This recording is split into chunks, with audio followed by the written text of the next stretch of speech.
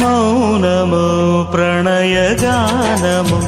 మనసుదానము తెలుసుకో నీవులు కలిసి నేనుగాలసి తోడుగా పిలిచి వలచాలే శిలలే చిగురించిన శిల్పం చెలిగా పిలిచే కనులే పండించిన స్వప్నం నిజమై నిలిచే నేడో మరునాడో మన మమతల చరితల మలుపు తెలుసుకోవా